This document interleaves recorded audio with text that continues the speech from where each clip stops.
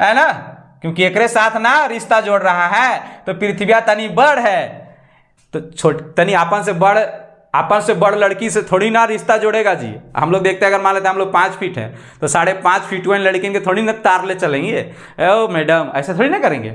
और कर सकते हम लोग 5 फीट के हैं तो 4.5 इनको देख ले चलेंगे मैडम ऐसे। तो पृथ्वी जो है वो बड़ है, और बाद कौन है तो शुक्र है। मंगल की ओर नहीं देखता, मंगल को बोलता है तय धैर्य छोटे जाए, गोरी तेरा गांव बड़ा प्यारा, मैं तो गया मारा, आके यहाँ रे, आके यहाँ रे। जय हिंद दोस्तों, मैं उद्रेश, आप सभी को मेरे YouTube चैनल में बहुत बहुत स्वागत है। आज मैं हम लोग ज्योग्राफी का दूसरा क्लास देखने वाला हूँ। पहला क्लास हम लोग अपलोड कर दिए हैं, अगर आप लोग नहीं देखे होंगे तो डिस्क्रिप्शन में प्लेलिस्ट का लिंक दे दूंगा, आप वहाँ से 1 बाय 1 जाके देखिए, तभी आपको ज़्यादा समझ में आएगा। चलिए, तो आज हम लोग सोलर सिस्टम देखने वाले हैं। ये हम लोग ज्योग्राफी में सबसे पहले हम लोग वर्ल्ड ज्योग्राफी को ही कवर कर रहे हैं। वर्ल्ड ज्योग्राफी का ये दूसरा क्लास है। पहला क्लास में हम लोग देख चुके थे ब्रह्मांड की उत्पत्ति, कि ब्रह्मांड की कैसे उत्पत्ति हुआ, जिसमें से सबसे श्रेष्ठ विधि जो माना गया है वो बिग बैंग थ्योरी। तो बिग बैंग थ्योरी ने जॉर्ज लेमेंत्रे ने 1927 में दिया था, और बहुत सारे वैज्ञानिक जो है उसी से सहमत है, बोला कि हाँ ठीक है, बिग बैंग थ्योरी के अकॉर्डिंग ही जो है वो ब्रह्मांड की उत्पत्ति हुई होगी। बिग बैंग थ्योरी के अकॉर्डिंग हम लोग को पता चला था कि आकाश गंगाओं की संख्या जो है वो 100 अरब है। 100 अरब आकाश गंगाएं हैं, है ना, आकाश गंगाएं। और ये प्रत्येक आकाश गंगाएं में जो है वो लगभग 100 अरब तारे होते हैं।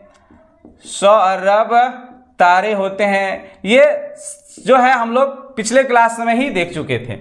हम लोग जिस आकाश गंगा में है उसे मंदाकिनी कहते हैं, मंदाकिनी। अब इसलिए मंदाकिनी भी क्या है, तो एक आकाश गंगा ही है, आकाश गंगा। लेकिन हम लोग जिसमें यहाँ रहते हैं, हम लोग पृथ्वी में जो जीवन संभव वो पृथ्वी मंदाकिनी में पाया जाता है। इसीलिए इस आकाश गंगा को अलग से नाम हम लोग दिए हैं मंदाकिनी। इसी को मिल्की वे या दुर्गंध मेखला के नाम से भी जाना जाता है। कल हम एक थोड़ी सी नहीं बताए थे, आपको याद रखना है, मंदाकिनी का सबसे नजदीक आकाश गंगा, देखो ब्रह्मांड में तो 100 अरब आकाश गंगा है, लेकिन हम लोगों का आकाश गंगा के सबसे करीब जो आकाश गंगा है उसे देवयानी कहते हैं। देवयानी, है ना, देवयानी, जिसे इंग्लिश में एंड्रोमेडा कहा जाता है। ये पहला पड़ोसी है हम लोग का। और दूसरा पड़ोसी जो है वो NGC M33 है। तो याद रखेंगे कि हम लोगों को मंदाकिनी का सबसे नजदीकी आकाश गंगा देवयानी, और दूसरा जो है NGC 33। 3 आकाश गंगाओं के समूह को क्लस्टर कहा जाता है, क्लस्टर कहा जाता है, या फिर सुपर क्लस्टर कहा जाता है।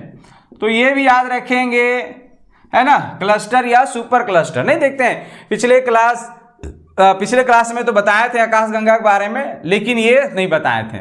तो याद रखेंगे 3 आकाश गंगाओं के समूह को क्या कहते हैं, क्लस्टर या सुपर क्लस्टर। सबसे नजदीक आकाश गंगा देवयानी है। चलिए, अब हम लोग अपना आकाश गंगा में आते हैं। हम लोग का आकाश गंगा, हम बताए थे कि कोई भी आकाश गंगा के केंद्र में, ये सेंट्रल है ना, केंद्र के आसपास में जो है वो तारों की संख्या ज्यादा है, और इसी को कहते हैं बल्ज कहा जाता है। तो हम लोगों का जो तारा है, हम लोगों का तारा जो हम लोग को दिखता है बहुत बड़काऊ पृथ्वी से, जिसे हम लोग अलग नाम दिए हैं सूर्य। ये सूर्य जो है वो बल्ज का हिस्सा नहीं है, बल्ज से दूरी पर एक कोने पर जो है वो स्थित है ये सूर्य।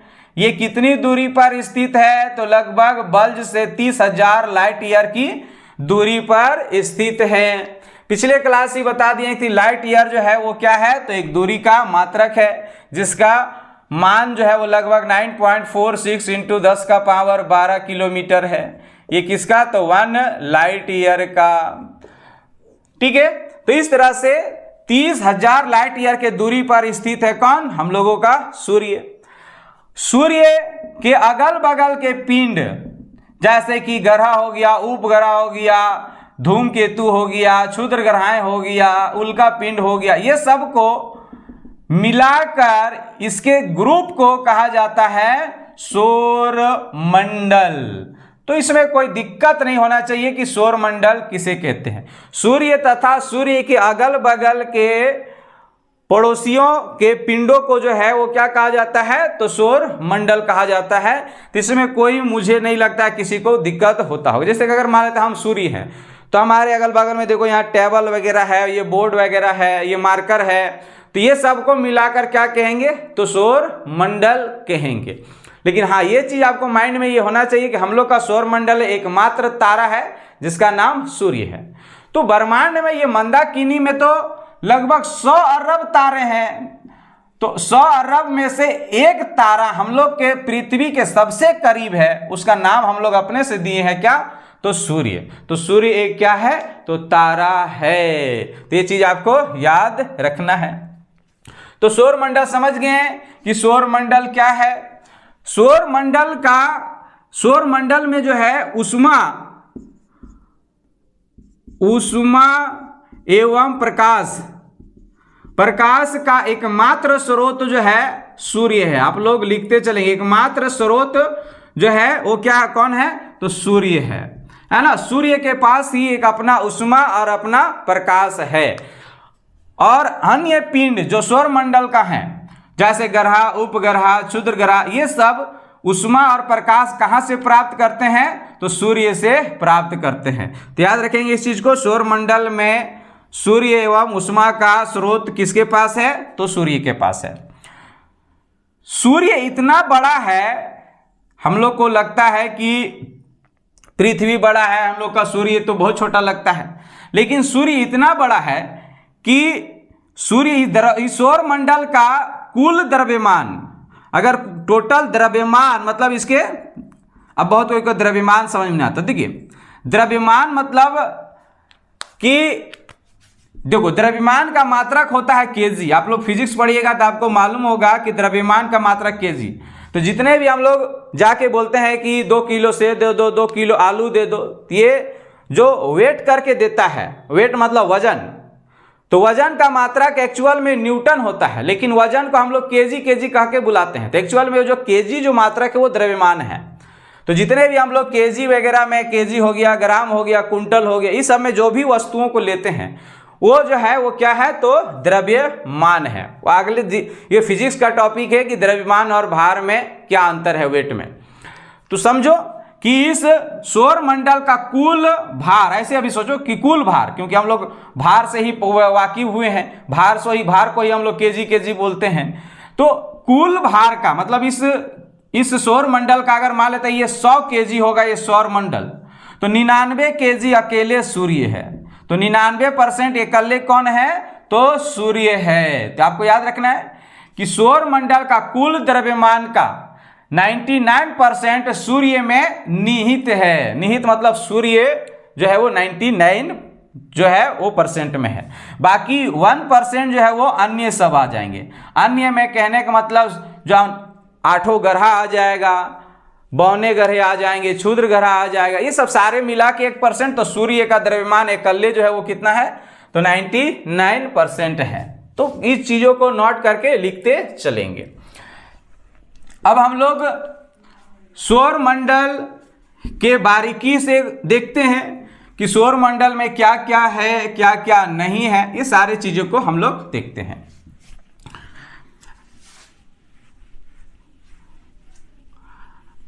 कुछ लोगों की बातें आपको समझना पड़ेगा, जैसे कि टॉलमी ने कहा था कि ये जो मंदाकिनी जो हम लोग बोल रहे हैं ना, शुरुआत में तो मंदाकिनी की खोज, सबसे पहले मंदाकिनी को देखा कौन था, तो आपको याद रखना है गैलीलियो ने मंदाकिनी, हम लोग का जो गैलेक्सी है मंदाकिनी, उसकी देखा जो सबसे पहले गैलीलियो ने ही था। अब टॉलमी ने कहता है जैसे कि हम लोग का सौर मंडल है, सौर मंडल।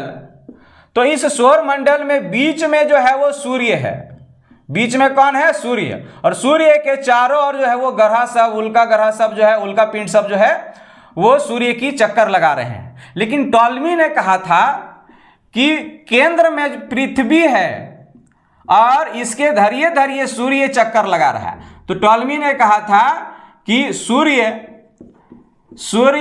पृथ्वी का चक्कर लगाता है।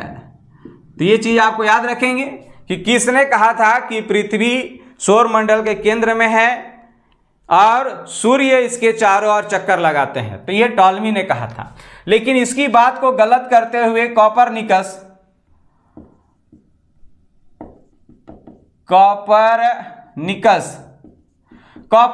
ने कहा कि नहीं आप गलत बोल रहे हैं महाराज, पृथ्वी जो है वो सूर्य की चक्कर लगाती है, पृथ्वी जो है वो सूर्य की चक्कर लगाती है। तो इसकी बात सत्य हुआ जब दूरबीन वगैरह की खोज हो गया, टेलीस्कोप वगैरह की खोज हो गया।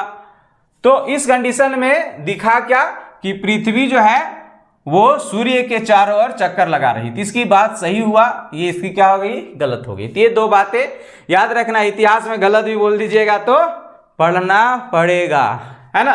तो इतिहास में देखो टॉलमी ने गलत बोला था, फिर भी इसकी बातों को पढ़ा जाता है। अब हम लोग देखते हैं क्या कि 2006 में जो है IAU इंटरनेशनल एस्ट्रोनॉमिकल यूनियन की एक संघ हुआ, मतलब कि एक बैठक हुआ, है ना। अंतरराष्ट्रीय, हिंदी में क्या बोलते हैं?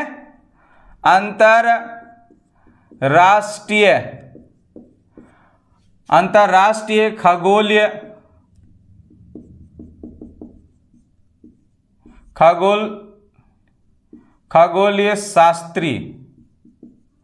खगोल शास्त्रीय संघ की एक बैठक हुआ, इंग्लिश में इंटरनेशनल एस्ट्रोनॉमिकल यूनियन की एक बैठक हुआ, जिसमें से लगभग 75 देशों ने भाग लिया। और इस 75 देशों के खगोल शास्त्रियों में से लगभग 2500 खगोल शास्त्री इस संघ में जुड़े।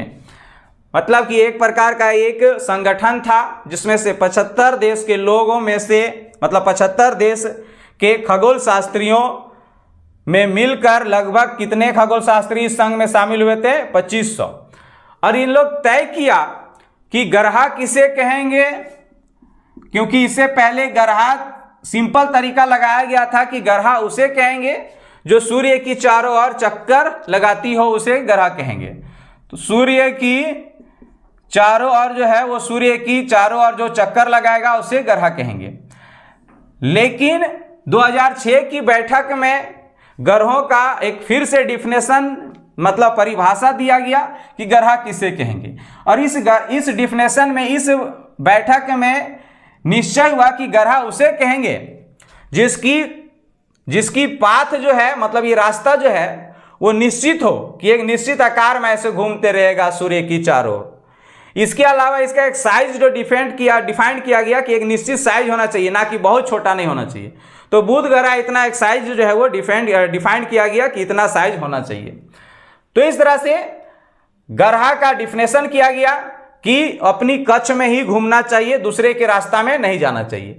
और इसी परिभाषा के अकॉर्डिंग जो है यम ग्रह, जिसे प्लूटो कहते हैं, इसे ग्रह के श्रेणी से हटा दिया गया। क्योंकि ग्रह के श्रेणी से इसे क्यों हटाया गया? क्योंकि ई ग्रह जो था वो अरुण और वरुण के बीच में था। प्लूटो अभी भी है लेकिन अब ग्रह के श्रेणी में नहीं है। तो ये घूमते घूमते क्या होता था ना कि अरुण के घर तरफ घुस जाता था, ऐसे, है ना, इधर घुस जाता था। तो इसके मतलब कि यहाँ जो 2006 में बैठक में जो ग्रह का डिफिनेशन दिया गया कि ये किसी की रास्ता ना काटता हो, वो अपनी पाथ पे घूमता हो, तो इसके अकॉर्डिंग ये तो गलत हो गया ना, ये तो दूसरा का पाथ काट दे रहा है, ये किधर घुस जा रहा है? अरुण की ओर। इसीलिए इसे प्लूटो को जो है वो ग्रह के श्रेणी से हटाकर बौने ग्रह पे रख दिया गया। इस तरह से 2006 की बैठक में जो है सौर मंडल को जो है सौर मंडल को जो है वो 3 भागों में बांट दिया गया। एक तो सूर्य को रहने दिया, सूर्य में तो कोई चर्चे नहीं है, कल एक आदमी है, तो सूर्य को तो रहने दिया। बोला सूर्य के अगल बगल के पिंडों को बांटते हैं, तो 3 भाग में इसे बांटा गया। एक परंपरागत ग्रह बोला गया, दूसरा का बौने ग्रह बोला गया, और तीसरा का लघु सौरमंडलीय पिंड, लघु सौरमंडलीय पिंड। तो इस तरह से इसे 3 भागों में बांट दिया गया। देखो ये सूर्य, सूर्य के अगल बगल में बहुत सारे लोग हैं, यानी कि पिंड है, आकाशीय पिंड। तो सूर्य को तो फिक्स है ये, इसके अगल बगल के पिंडों को 3 खंड में बांट दिया। परंपरागत ग्रह, और परंपरागत ग्रह में बुध, शुक्र, पृथ्वी, मंगल, बृहस्पति, शनि, अरुण और वरुण को शामिल किया गया। ये दोनों के बीच में यम ग्रह है, उसे हटा दिया गया। अर्थात 2006 के बाद ग्रहों की संख्या कितनी है? 8। 2006 से पहले ग्रहों की संख्या कितनी थी? तो 9 है ना। प्लूटो को भी ग्रह में ही शामिल किया गया था। अब इसे कहाँ शामिल कर दिया गया? तो बौने ग्रह में। तो प्लूटो अभी बौने ग्रह में है। कुछ और प्लूटो के, यानी कि कुछ और प्लूटो के गोतिवन भाई बहन को याद रख लो, मतलब कि बौने ग्रह का। तो सेरस जो है, ये जो है वो बौने ग्रह है। इसके अलावा चेरान क्या है? तो बौने ग्रह है।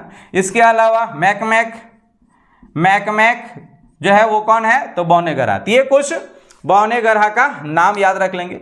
लघु सौर मंडलीय पिंड में कौन कौन आ जाएंगे? तो क्षुद्र ग्रह हो गया, क्षुद्र ग्रह, उल्का पिंड सब हम लोग को पढ़ना पड़ेगा, थोड़ी थोड़ी चीजें हैं। उल्का पिंड, इसके अलावा धूमकेतु, तो ये सब छोटे छोटे पिंड जो है वो किस में आ गया? तो लघु सौरमंडलीय पिंड में आ गया। तो इस तरह से 2006 की बैठक में जो 25 देश के लगभग 2500 खगोल शास्त्रियों ने इस ग्रुप में भाग लिए थे, इन लोगों ने तय किया कि सूर्य के अगल बगल के खगोलीय पिंड को इस तरह से बांटा जाए, और इस तरह से बांटा गया। तो हम लोग सबसे पहले परंपरागत ग्रह को ही देख लेते हैं। ग्रह किसे कहते हैं? तो आपको समझ में आ जाना चाहिए कि सूर्य के चारों ओर जो चक्कर लगाती हो और उसकी अपनी पाथ हो, उसे ग्रह कहते हैं, है ना। बहुत कोई इतना भी डिफिनेशन इतना लिखा देता है कि ग्रह उसे कहेंगे जिसके पास अपनी उष्मा नहीं होती है, अपनी प्रकाश नहीं होता। अरे भैया, एक आदमिया पास तो उष्मा है, उष्मा और प्रकाश। बाकी जितने भी है सब तो वो क्या है? उसके पास तो ना ही अपना उष्मा है और ना ही अपना प्रकाश है। सब डिपेंड है किस में? तो सूर्य में। तो ये लिखाने की जरूरत नहीं है, सिंपल सा आप याद रखेंगे कि वैसे जो सूर्य की चारों ओर चक्कर लगाती हो और अपनी पाथ निश्चित रखती हो, उसे ग्रह कहते हैं। 2006 की बैठक के जो डिफिनेशन दिया गया है ग्रह का, उसमें 8 ग्रह जो है वो खरा उतरा उस परिभाषित के अकॉर्डिंग। तो हम लोग 8 ग्रह को पहले देख लेते हैं कि 8 ग्रह में क्या क्या है और क्या क्या नहीं है। तो बहुत ही इंटरेस्टिंग टॉपिक होने वाला है, बहुत ही इंपॉर्टेंट, जो सीटेट के लिए जो है वो बहुत ही इंपॉर्टेंट है। आप लोग सेट मारिएगा तो आपको समझ में आएगा कि कितने इंपॉर्टेंट है। ये सौर मंडल जो है वो 1 to 5 के लिए जेटेड का, जेटेड के 1 to 5 के लिए भी बहुत महत्वपूर्ण है, क्योंकि उसमें भी सिलेबस में है। और 6 to 8 के जो SST लिए हैं उन लोगों का जो है वो बहुत ही महत्वपूर्ण है। तो चलिए अब हम लोग ग्रह और उपग्रह साथे साथ निपटाएंगे। तो यहां देखते चलेंगे, ग्रह एवं उपग्रह दोनों को साथ साथ में ही लेके चलेंगे। तो ग्रह और उपग्रह में कोई दिक्कत नहीं होना चाहिए, सिंपल सा। सूर्य के चारों ओर चक्कर लगाए तो ग्रह, और ग्रह के चारों ओर चक्कर लगाए तो उपग्रह। समझ रहे बात को? मैन पावर के देखो, इन लोग चक्कर काहे लगाता है? जो अपने में सोचो, काहे चक्कर लगाता है? क्योंकि एक आदमिया पास है क्या? तो ऊर्जा और प्रकाश अगर एकरा चक्कर नहीं लगाएगा तो इन लोग का ऊष्मा और प्रकाश नहीं मिलेगा, ये लोग अंधेरा में रहेगा। उपग्रह का डायरेक्ट कांटेक्ट सूर्य से नहीं है तो ग्रह सब का चक्कर लगाता है, क्योंकि एकरे से थोड़ा बहुत मिल जाएगा। आप ऐसे समझिए कि अभी हम लोग का भारत के लोग राजनीति में बड़ा जोर देते हैं, तो लोकसभा का चुनाव में देख लेते हैं। मान लेते हैं लोकसभा का कोई एक सदस्य सांसद बन गया है ना। मान लेते हैं कि कोई भी एक सदस्य जो है वो सांसद बन गया, मतलब अब ये आदमी पास मान लेते हैं कि ए नाम करके व्यक्ति जो सांसद बना है, तो पावर किसके पास आ गया है, ये ए व्यक्ति के पास। लेकिन इसका लौवा खौवा जो ए के आगे पीछे घूमेंगे, है ना, तो इसका लौवा खौवा मान लेते हैं कि बी है, तो ई एकर चक्कर, इसका एकरा कोई पद नहीं मिला, कोई सांसद नहीं है। ई एकर जरे तनी उठता बैठता था तो ई चल गया सांसद में, तो ई अब एकर चक्कर लगाएगा, एकर साथ हमेशा घूरेगा, जहां बुलाएगा वहां आएगा, क्योंकि यही तो माल पानी देगा ना। तो ये हो गया सूर्य हम लोग का, ये समझो ये सूर्य है, एकरे पास माल है, एकर चक्कर लगा रहा है कौन, बी, तो ये होगा उपग्रह। और एकरो से कोई लौवा खौवा जो है वो एकर कांटेक्ट में रहता है, तो उस सब एकरा चक्कर लगाएगा। तो मैंने लेता पैसवा इलेक्शन के समय बांटने का, अपने से जाता है घरे घरे नहीं, ई देता है एकरा और ई देता है एकरा, समझे ना। तो मैन पैसवा तो यहां से आ रहा है, तो मैन जिसके पास धन है वो सूर्य है, और सूर्य के चारों ओर चक्कर लगाएगा आगे पीछे, तो ये ग्रह, और ग्रह के चारों ओर चक्कर लगाएगा तो उसे उपग्रह। तो नेतागिरी करते होंगे तो आपको ज्यादा समझ में आया होगा, है ना। तो उसी तरह सूर्य के पास अपना ऊष्मा और प्रकाश है, तो ग्रह इसका चक्कर लगा रहा है कि हमको दे देना थोड़ा बहुत।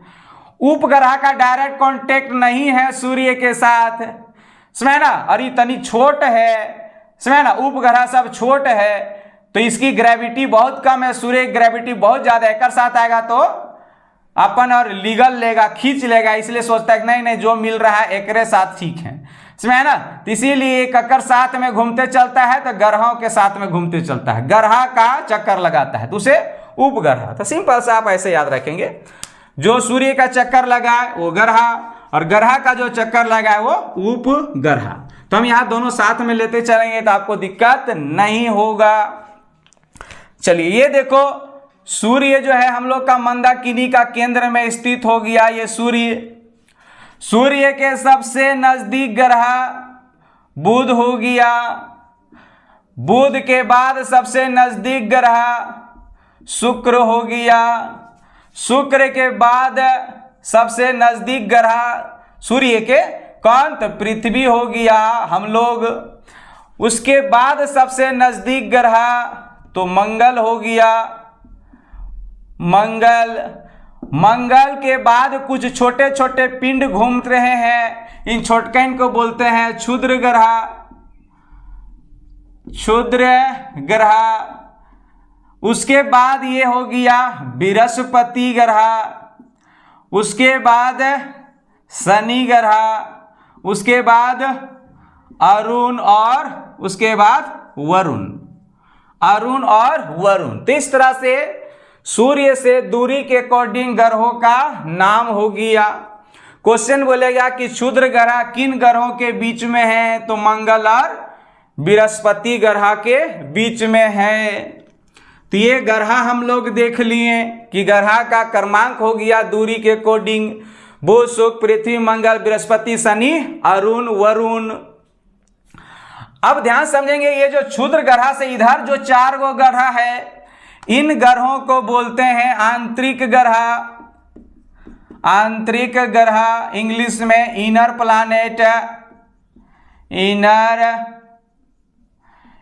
प्लैनेट कहते हैं।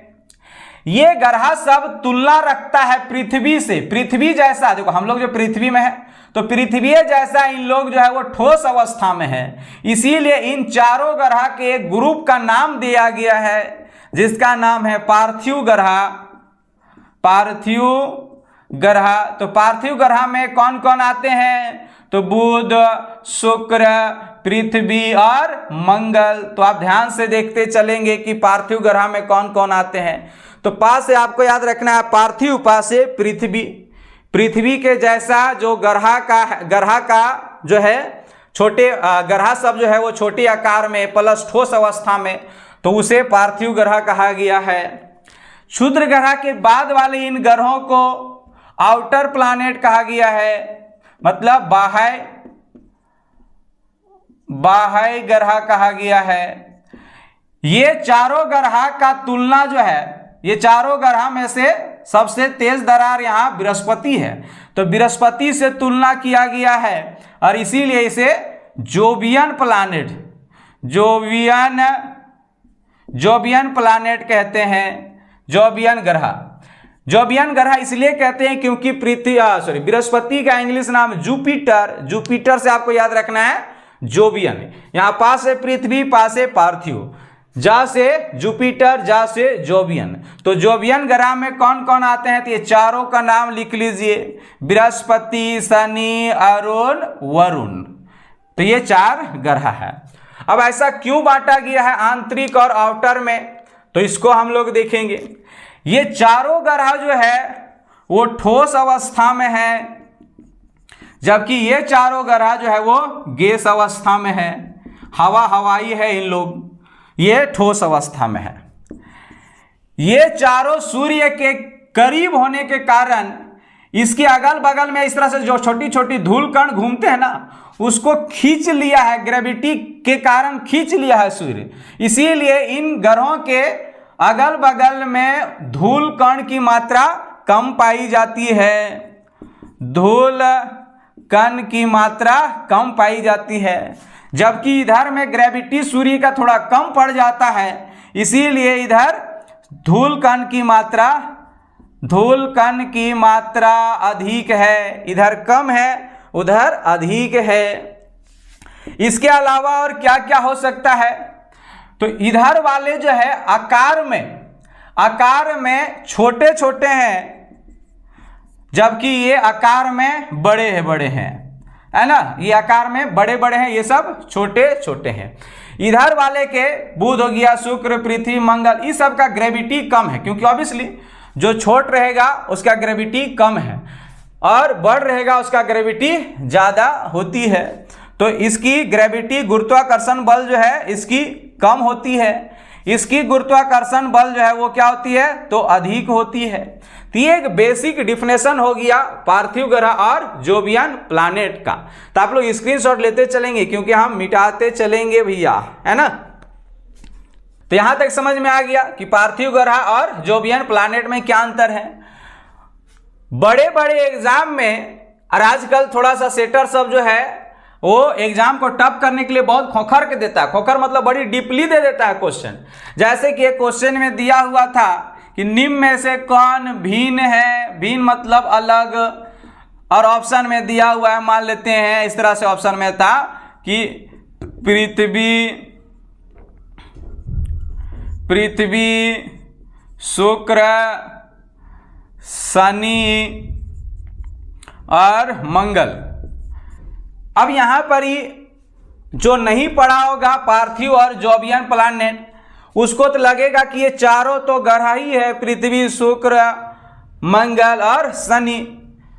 तो ऐसे में आप डिफाइन नहीं कर पाइएगा कि पार्थिव ग्रह और जोवियन प्लैनेट में भी डिफाइन किया गया। तो इनमें से भिन्न कौन है, तो शनि ग्रह है, क्योंकि पृथ्वी, शुक्र और मंगल जो है वो ठोस अवस्था में है, जबकि ये कैसी अवस्था में है, तो गैस अवस्था में है। तो ये समझ में आ गया यहां पर ही।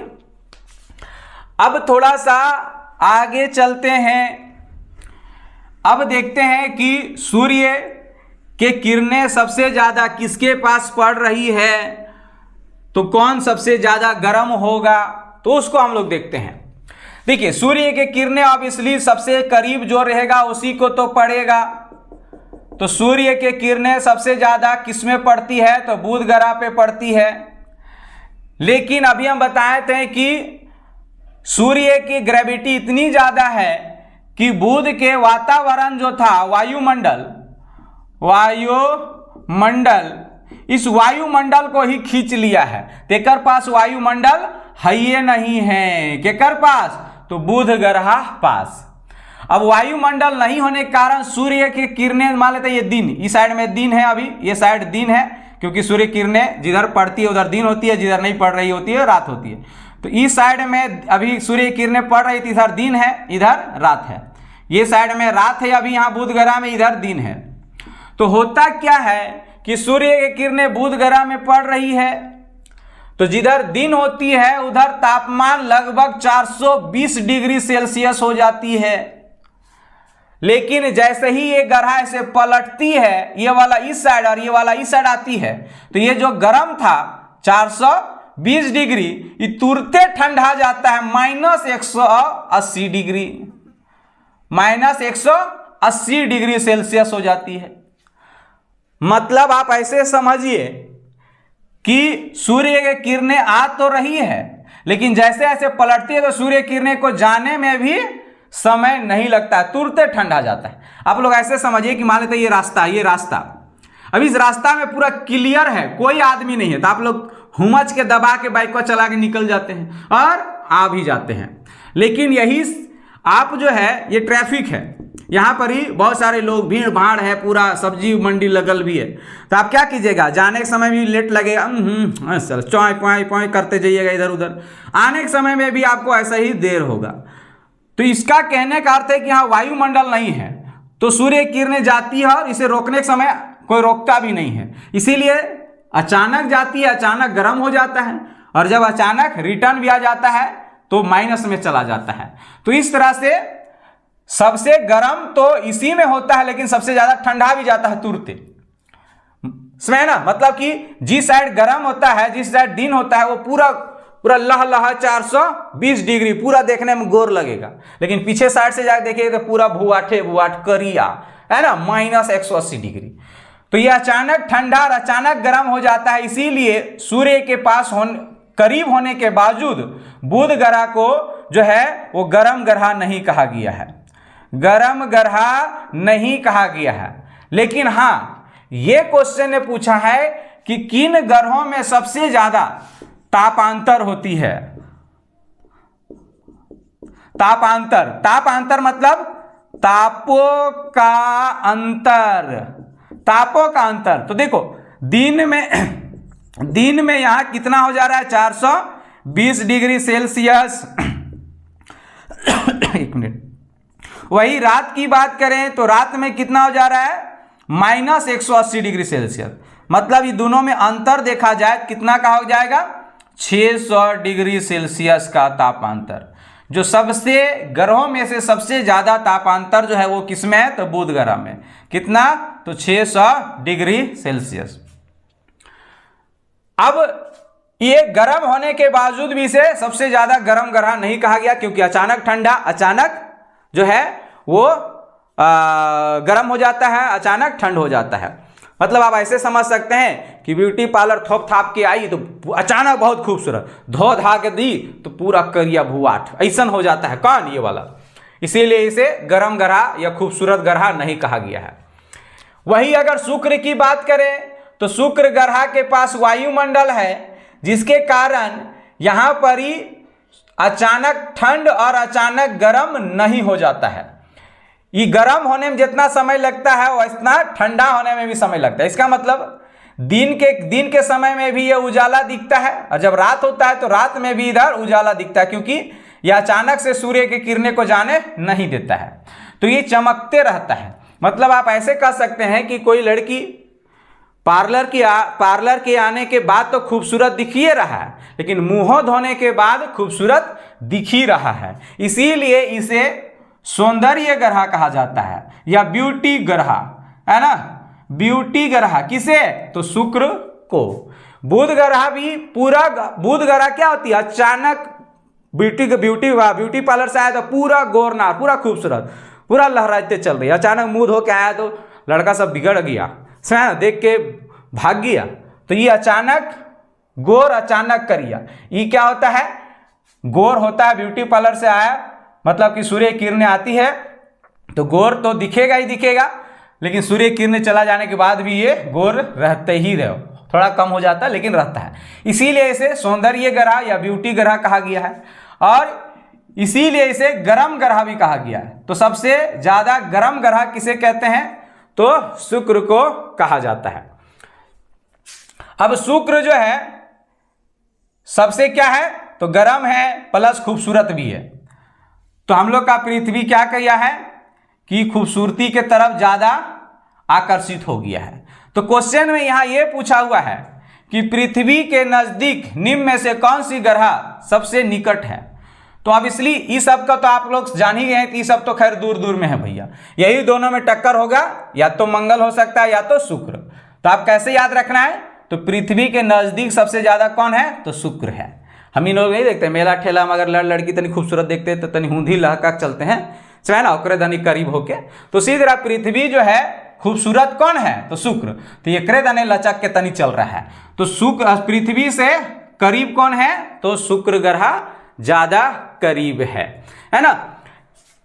किसी के पृथ्वी का रिश्ता किसी के साथ भी जोड़ेगा आप शुक्र को ही मारिएगा, आप ऐसे याद रख सकते हैं, क्योंकि पृथ्वी जो है, पृथ्वी का व्यास है ना, पृथ्वी का व्यास और शुक्र का व्यास मिलता जुलता है आपस में, समझे ना, इसीलिए जो है वो ये दोनों के साथ में रिश्ता जोड़ा जाता है, समझे ना। आप ऐसे याद रखेंगे ट्रिक में कि खूबसूरत है तो पृथ्वी हम लोग का जो है रिश्ता ककर साथ ज्यादा जोड़ना चाहता है तो शुक्र के साथ। तो जो भी रिश्ता बोलेगा पृथ्वी की जुड़वा बहन तो हो जाएगा शुक्र, पृथ्वी का भगनी ग्रह तो शुक्र, पृथ्वी का मौसी, पृथ्वी का जीजा, साली, पुतो, जो मन सो जो रिश्ता बोले सब केकर साथ, तो शुक्र के साथ। तो याद रखेंगे इस चीज को, ब्यूटी के साथ ही रिश्ता जोड़ते हैं, समझे ना। एक्चुअल में पृथ्वी का मन में तो है मेरी गर्लफ्रेंड है शुक्र ग्रह, लेकिन अचानक नहीं देखते हम लोग कोई गर्लफ्रेंड लेके घूमते चलते हैं, अचानक कोई आ जाए, कौन है रे, बहन है, चाचा चचेरी बहन है, चचेरी बहन, ऐसे ये हंस रहा है, ये पलटू मारता है ना, अचानक इसके साथ बोल देता है कि मेरी जुड़वा बहन है, तो है ना, कखनो अचानक बोल दे साली है ना, तो ऐसे ये पलटी मारता है। तो कोई भी रिश्ता पूछे है ना कि जुड़वा बहन है ना, भगनी ग्रह, कुछ रिश्ता पूछे शुक्र को ही मारिएगा, क्लियर है। जहां तक किसी को कोई दिक्कत नहीं होना चाहिए, समझे ना। तो सबसे गर्म ग्रह शुक्र है, सबसे करीब ग्रह बुध है ना, पृथ्वी के सबसे नजदीक ग्रह शुक्र है, यहां तक किसी को कोई दिक्कत नहीं होना चाहिए। सबसे ज्यादा तापों का अंतर किसमें है, तो बुध ग्रह में है सबसे ज्यादा ताप। अब देखते हैं हम लोग, अब थोड़ा सा समझिएगा कि द्रव्यमान के अनुसार, द्रव्यमान के अनुसार ग्रहों का क्रम पूछेगा, ग्रहों का क्रम, और ब्रैकेट में यहां घटते क्रम या बढ़ते क्रम ऐसे। तो हम यहां लिख दे रहे हैं घटते क्रम में। अब घटते क्रम का अर्थ क्या है कि पहले बड़का को लाएंगे, ओकर के बाद ओकर छोटका, ओकर बाद ओकर छोटका, ओकर बाद ओकर छोटका। तो द्रव्यमान के अनुसार मतलब कि कौन कितना बड़ है, कौन कितना चक्राइल है। तो सबसे ज्यादा चक्राइल जो है मतलब सबसे बड़ जो वो बृहस्पति है। तो इधर वाले सीक्वेंस में बृहस्पति, शनि, अरुण, वरुण, मतलब सबसे बड़ इस ग्रहों में से सबसे बड़ जो है वो बृहस्पति है, दूसरा सबसे बड़ा शनि, उसके बाद अरुण, उसके बाद वरुण, और उसके बाद पार्थिव ग्रह में आएंगे ये वाला चारों में, इनमें से सबसे बड़ा जो चक्राइल है, बड़ा है, वो पृथ्वी है ना। कौन है, पृथ्वी है, याद रखेंगे इस चीज को। उसके बाद कौन है, तो हम अभी बताए थे कि पृथ्वी सबसे बड़, और पृथ्वी के व्यास एवं आकृति किससे मिलता जुलता है, तो शुक्र के साथ। तो पृथ्वी के बाद शुक्र है ना, क्योंकि एक साथ ना रिश्ता जोड़ रहा है, तो पृथ्वी तनी बड़ है, तो तनी आपन से बड़ लड़की से थोड़ी ना रिश्ता जोड़ेगा जी। हम लोग देखते हैं अगर मान लेते हैं हम लोग 5 फीट है तो 5.5 फीट वाली लड़की के थोड़ी ना तार ले चलेंगे, ओ मैडम ऐसा थोड़ी ना करेंगे। और कर सकते हम लोग 5 फीट के हैं तो 4.5 इनको देख ले चलेंगे मैडम ऐसे। तो पृथ्वी जो है वो बड़ है, और बाद कौन है, तो शुक्र है। मंगल की ओर नहीं देखता, मंगल को बोलता है धैर्य छोट है जाए, सही है ना, ये धैर्य छोट है पृथ्वी से। तो उसके बाद शुक्र के बाद जो हो जाएगा कौन, तो मंगल, और मंगल के बाद जो है वो कौन है, तो बुध है। तो सबसे छोटा ग्रह कौन है, तो बुध ग्रह है।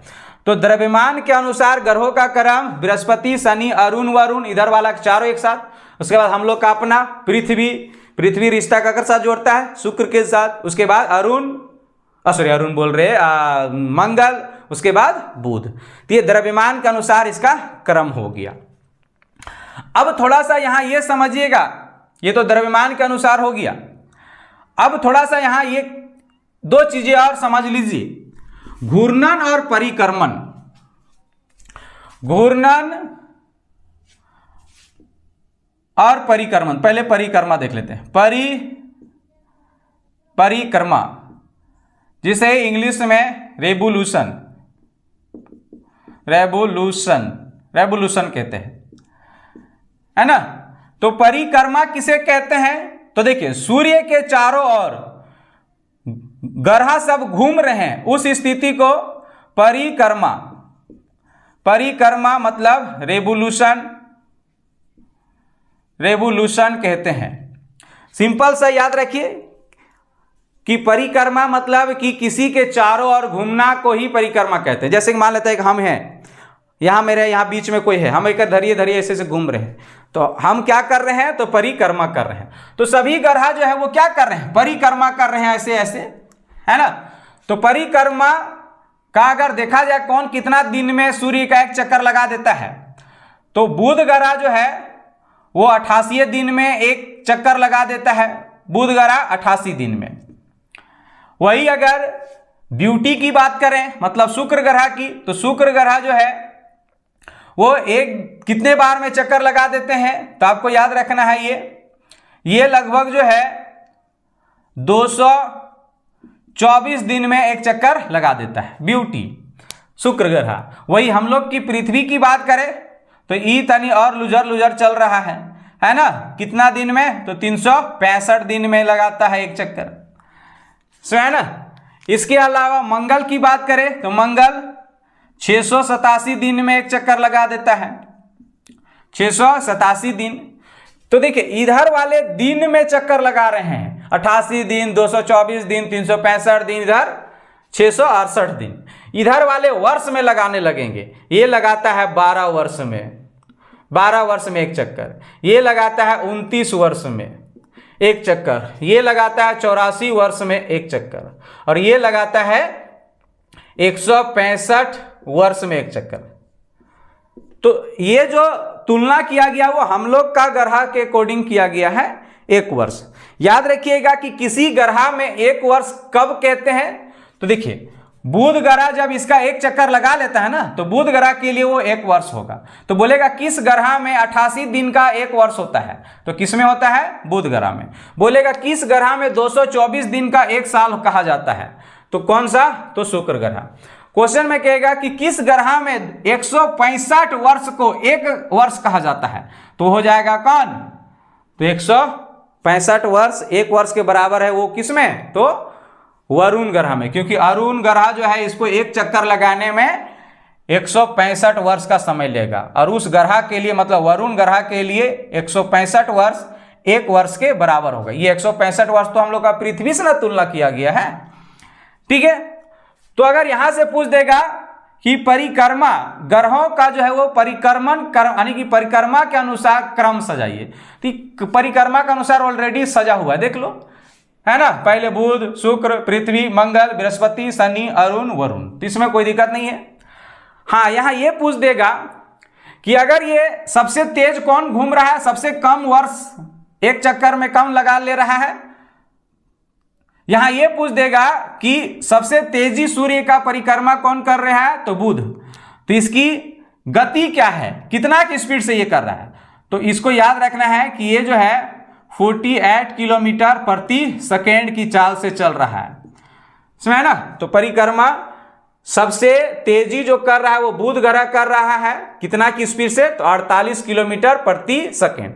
आजकल के कुछ बुकों में, नया अपडेटेड बुकों में जो है वो 50 किलोमीटर प्रति सेकेंड दे रहा है। तो आप लोग ये ध्यान से देख लीजिएंगे, दोनों में से कोई एक ही ऑप्शन में रहेगा, 50 किलोमीटर या 48 किलोमीटर प्रति सेकेंड। वही हम लोग वाला की याद रखेंगे, हम लोग का पृथ्वी कितना की स्पीड से चक्कर लगा रहा है जी, तो हम लोग वाला जो लगा रहा है वो 29.6 किलोमीटर प्रति सेकेंड, राउंड फिगर में देता है 30 किलोमीटर प्रति सेकेंड के स्पीड से लगा रहा है। तो अपना वाला जरूर याद रखेंगे, 30 किलोमीटर प्रति सेकेंड से ये पृथ्वी चक्कर लगा रही है किसकी, सूर्य की।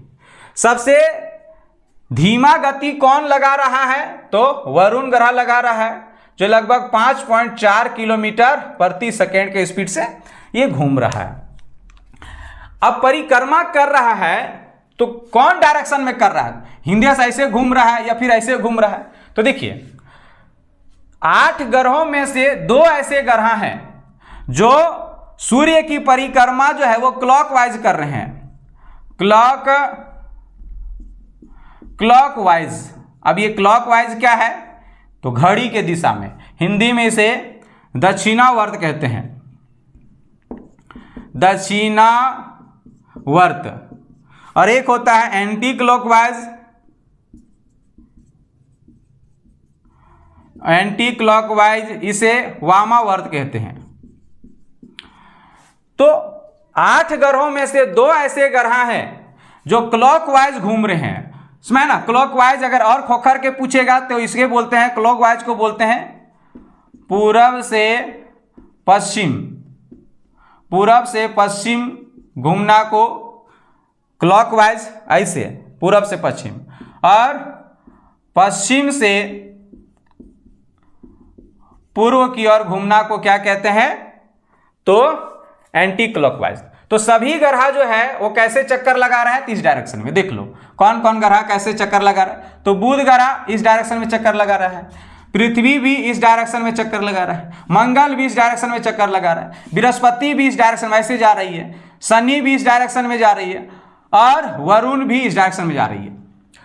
2 ऐसे ग्रह हैं जो उल्टा चक्कर लगा रहे हैं, तो कैसे याद रखेंगे, पीछे से 2 नंबरी और आगे से 2 नंबरी और पीछे से 2 नंबरी, समझे ना। तो आगे से 2 नंबरी शुक्र हो जाएगा और पीछे से 2 नंबरी अरुण हो जाएगा। और ये इस तरह से आपको याद रखें, ये दोनों कैसे चक्कर लगा रहे हैं, तो क्लॉकवाइज चक्कर लगा रहे हैं। और क्लॉकवाइज चक्कर लगाने के कारण अब क्या परिणाम, क्या आउटपुट निकलता है, तो देखिए क्लॉकवाइज चक्कर लगा रहे हैं ये 2 गो, और बाकी सब एंटी क्लॉकवाइज ऐसे घूम रहे हैं। तो ऐसे घूमने के, ऐसे जो लोग घूमते हैं, तो हम लोग का पृथ्वी ऐसे घूम रही है, तो देखते हैं कि हम लोग का सूर्य किधर से उगता है जी, तो पूरब से, और किधर से डूबता है तो पश्चिम में। यहां जस्ट चेंज हो जाएगा, उल्टा हो जाएगा। शुक्र में क्या होती है, शुक्र और अरुण में, कि सूर्य किधर से उगेगी, तो सूर्य उगेगी पश्चिम से, और किधर से डूबेगी तो पूरब में। बस यही याद रखना है कि बोलेगा कि निम्न में से किस ग्रहों में सूर्योदय पश्चिम से होती है, तो ऑप्शन देख लेना, अरुण है कि शुक्र है। सूर्यास्त बोलेगा तो जस्ट हम लोग का उल्टा, सूर्यास्त मतलब डूबता किधर, तो डूबेगा उधर पूरब में और उगेगा पश्चिम में।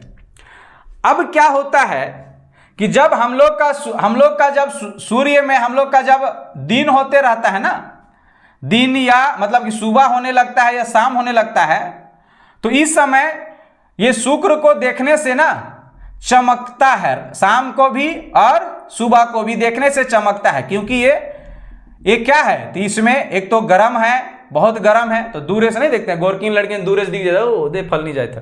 तो इसी तरह गोर है तो दिखता है ज्यादा तेज।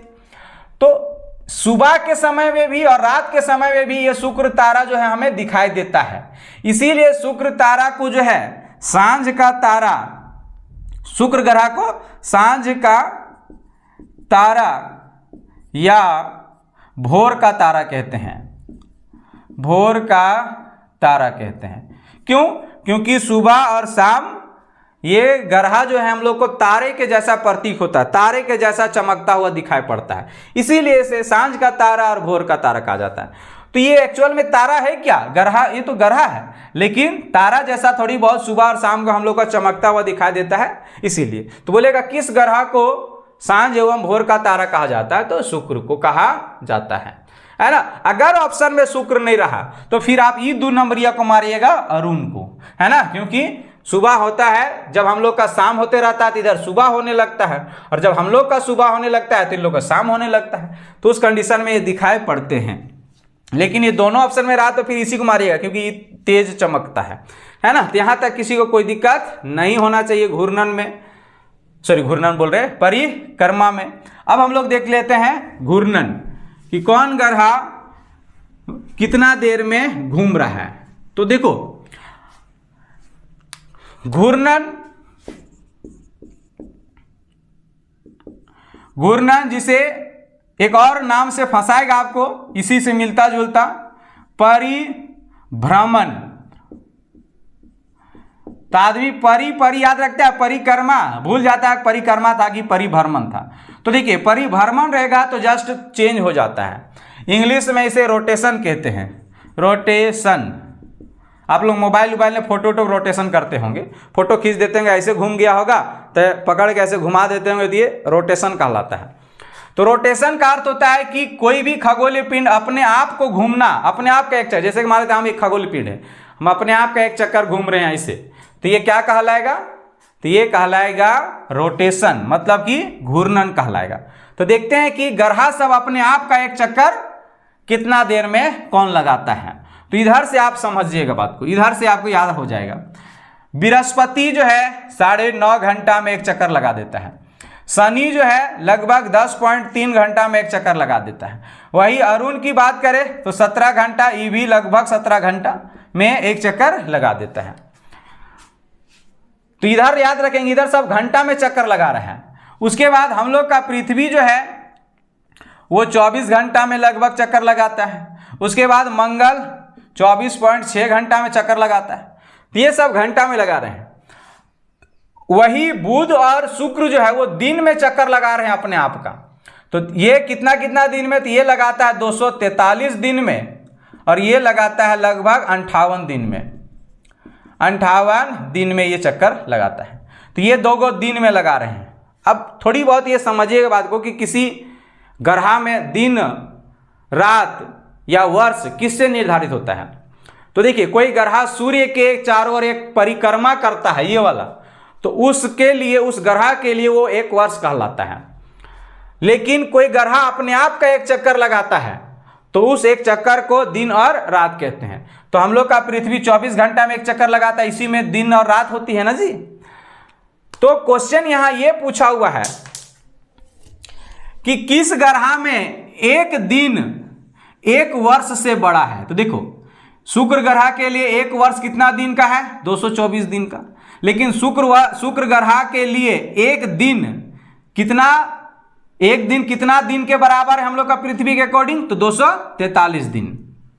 मतलब कि शुक्र जो है एक चक्कर ऐसे घूमने में, ऐसे घूम रहा है, उल्टा घूम रहा है, ऐसे घूमने में जो है 224 दिन लग रहा है, लेकिन अपने आप को ऐसे घूमने में कितना दिन लगा रहा है? तो 243 दिन। तो क्वेश्चन यहाँ ये पूछा हुआ कि किस ग्रह में एक दिन एक वर्ष से बड़ा है, मतलब वर्ष छोटा है दिन बड़ा है। तो देखो ना जी, वर्ष छोटा है, इसमें 224 दिन का एक वर्ष है, किसमें?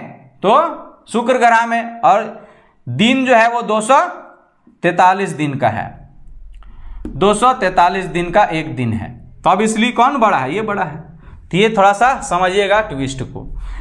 तो यहाँ आप समझ गए कि घूर्णन कैसे कौन कर रहा है। तो परिक्रमण हो गया और घूर्णन कौन कौन कैसे है, तो ये दिन वगैरह जरूर याद रखेंगे कि किस तरह से है। तो यहाँ तक किसी को कोई दिक्कत नहीं होना चाहिए। अब हम लोग देखते हैं कि ग्रहों की थोड़ी बहुत विशेषता, कि ग्रहों की क्या क्या विशेषता है। हम लोग उपग्रह अब देख लेते हैं। हम बताए थे उपग्रह भी साथ में लिपटते चलेंगे। तो अब देख लेते हैं उपग्रह। उपग्रह बुध और शुक्र के पास कोई उपग्रह नहीं है, पृथ्वी के पास एक उपग्रह है, मंगल के पास 2 उपग्रह है, बृहस्पति के पास 79 है ना, 79 यानी कि उपग्रह है। शनि के पास 82 है, इसके पास 27 और इसके पास 14 है। उपग्रह मतलब हम लोग कभी कभी यहाँ क्वेश्चन चंद्रमा कह के बोलेगा, क्योंकि पृथ्वी का उपग्रह कौन है? तो चंद्रमा। इसीलिए चंद्रमा से तुलना कर करके बोलेगा कि बृहस्पति के पास कितनी चंद्रमा है, शनि के पास कितनी चंद्रमा है, तो चंद्रमा बोलेगा, कभी कभी उपग्रह ना बोलता है। तो हम लोगों का पृथ्वी में एक ही चंद्रमा है, मतलब उपग्रह है, जिसका नाम क्या है, तो चंद्रमा। वही मंगल के पास 2 है, जिसका नाम डिमोस और फोबोस है। डिमोस और फोबोस है। डिमोस को यहाँ थोड़ा सा घिसिया के तनिक एक बारे में पढ़ लेंगे। डिमोस जो है वो पूरे सौर मंडल का, ये जो पूरा सौर मंडल है ना, ये पूरे सौर मंडल का सबसे छोटा उपग्रह है। ये जो जितने भी ये ग्रह के ऊपर में घूम रहे हैं उपग्रह, इन सभी में से सबसे छोटा है, सबसे छोटा उपग्रह है ना, सौर मंडल का। सौर मंडल का सबसे छोटा उपग्रह है कौन, डिमोस। अब आते हैं बृहस्पति में। तो बृहस्पति के पास जो है वो 79 उपग्रह है, जिसमें से सबसे बड़ उपग्रह जो है वो गैनीमेड है। गैनीमेड के अलावा और उपग्रहों के नाम याद रख सकते हैं इसका, जैसे कि कैलिस्टो। इसके अलावा एक और याद रखेंगे, यो या आयो, इसी को बोलते हैं आयो। अब गैनीमेड ग्रह के बारे में थोड़ी सी पढ़ लेंगे। गैनीमेड ग्रह जो है पूरे जितने भी उपग्रह चंद्रमा पाया जा रहा है, ये सबसे बड़का है ना। ये क्या है, तो सबसे बड़ा है। तो ऑब्वियसली सबसे ग्रह में से सबसे बड़ कौन है जी, बृहस्पति है। ग्रह में से सबसे बड़ ग्रह कौन है, बृहस्पति। तो बड़का आदमिया के पास बड़े बड़े लोग ने घूमेगा जी, तो बड़का आदमिया के साथ में सबसे बड़का आदमिया घूम रहा है कौन, तो गैनीमेड। तो ऐसे याद रखेंगे। तो बृहस्पति ग्रह सबसे बड़ है, तो एकरे पास सबसे बड़का उपग्रह भी है कौन, गैनीमेड। अब यहां पर ही यो उपग्रह के बारे में थोड़ा सा यहां पढ़िएगा। यो उपग्रह एक ऐसी उपग्रह है जिसमें सबसे ज्यादा सर्वाधिक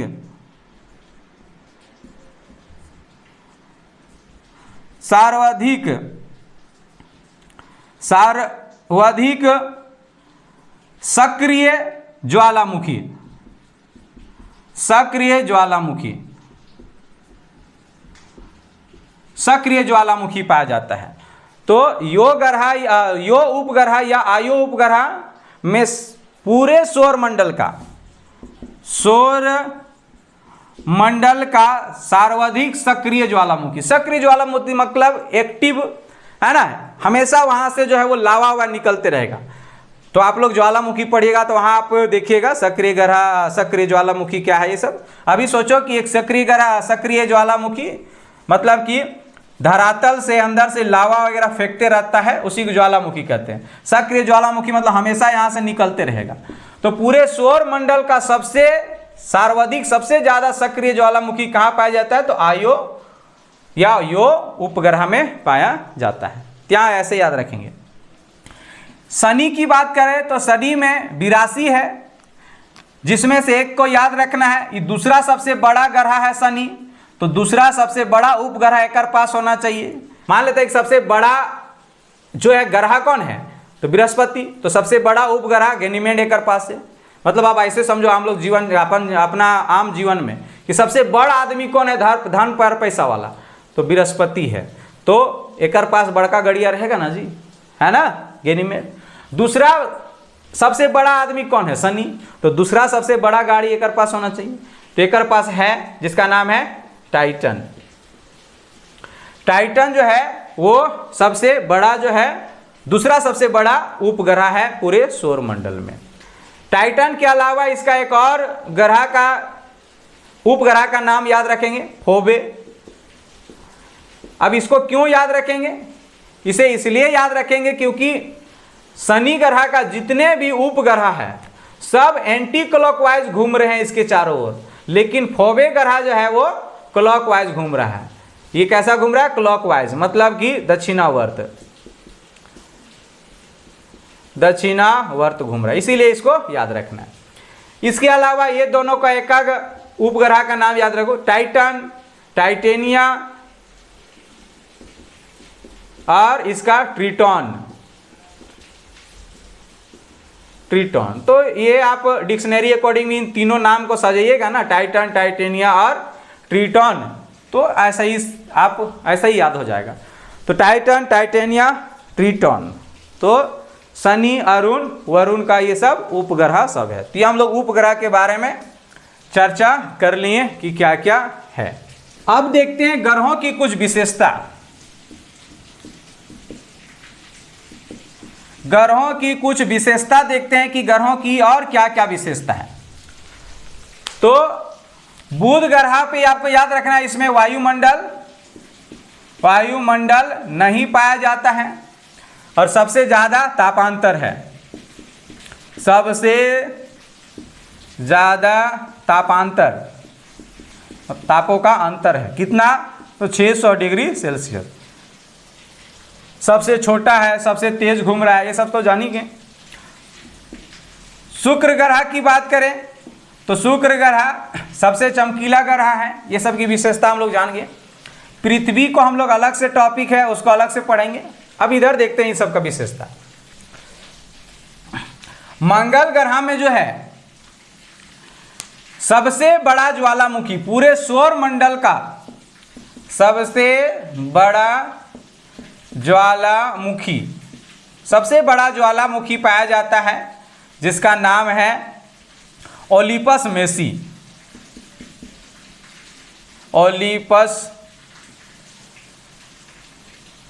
ओलिपस मेसी।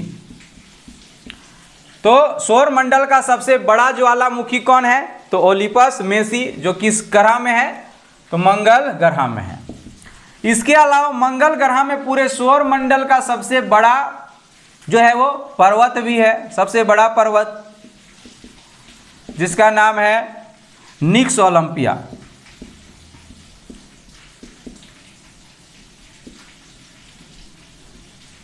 निक्स ओलंपिया ये हम लोग के माउंट एवरेस्ट से 3 गुना है ना, क्या है, माउंट एवरेस्ट से 3 गुना है, ये याद रखना है। हम लोग का पृथ्वी जो है वो अपने अक्ष से 23.5 डिग्री झुका हुआ है, मतलब ऐसे, मतलब कि ये 90 डिग्री है, तो 90 डिग्री ऐसे पूरा खड़ा नहीं, हम लोग का पृथ्वी ऐसे झुका हुआ है, मतलब यहाँ कितना डिग्री कौन बना रहा है, तो 23.5 डिग्री का कौन बना रही है। उसी तरह मंगल ग्रह जो है वो अपने अक्ष पर 25 डिग्री झुका हुआ है, तो पृथ्वी के समान ही ये झुका हुआ है, इसीलिए पृथ्वी का ऋतु मतलब कि मौसम मंगल का मौसम से मतलब मिलता जुलता है। जिस तरह पृथ्वी में मौसम चेंज होता है, ठंडा गर्मी, उसी तरह ये भी चेंज होता है। अब हम लोग देख लेते हैं बृहस्पति की विशेषता कुछ। तो बृहस्पति जो है, बृहस्पति के पास तारा एवं ग्रह दोनों की गुण थोड़ी बहुत पाई जाती है। तारा की गुण क्या पाई जाती है, तो तारा के पास क्या होता है, जो अपनी उष्मा होती है, तो इसके पास भी अपनी उष्मा होती है, जिसे रेडियो उष्मा, इसके पास अपनी उष्मा है, रेडियो उष्मा। ठीक है, ये चीज याद रखेंगे। बोलेगा निम्न में से किस ग्रह में अपनी उष्मा पाई जाती है, तो वो एक याद रख सकते हैं, बृहस्पति, इसमें रेडियो उष्मा पाई जाती है। ये सबसे बड़ है, सबसे बड़ ग्रह में से, मतलब इन ग्रहों में से सबसे बड़ ग्रह जो बृहस्पति है, इसीलिए इसके पास सबसे ज्यादा ग्रेविटी है। ग्रेविटी जो है, गुरुत्वाकर्षण बल जो है वो सबसे ज्यादा किसके पास है, तो बृहस्पति के पास। और जिसके पास गुरुत्वाकर्षण सबसे ज्यादा होगा उसका प्लायन वेग भी बहुत ज्यादा होगा। प्लायन वेग, एस्केप वेलोसिटी इंग्लिश में बोलते हैं।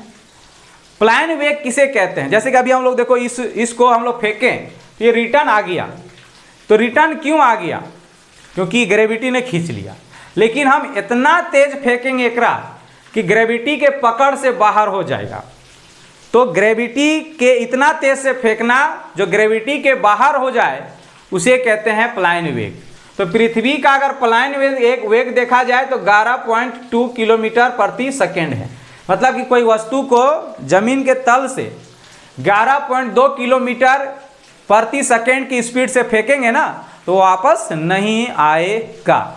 तो जो वापस नहीं आएगा, इतना स्पीड से फेंको जो वापस नहीं आएगा, उसी को कहते हैं एस्केप वेलोसिटी, प्लायन वेलोसिटी, यानी कि प्लायन वेलोसिटी मतलब प्लायन वेग। तो सबसे ज़्यादा गुरुत्वाकर्षण इसी में है, इसका मतलब इसमें बहुत तेज फेंकना पड़ेगा। तो सही बात है, इसमें बहुत तेज फेंकना पड़ता है। लगभग इसका पलायन वेग जो है वो 59.6 किलोमीटर प्रति सेकेंड है। तो बोलेगा किस ग्रह की सबसे ज़्यादा पलायन वेग है। पलायन वेग समझ में आ गया। तो किसकी है, तो बृहस्पति ग्रह की है, याद रखेंगे।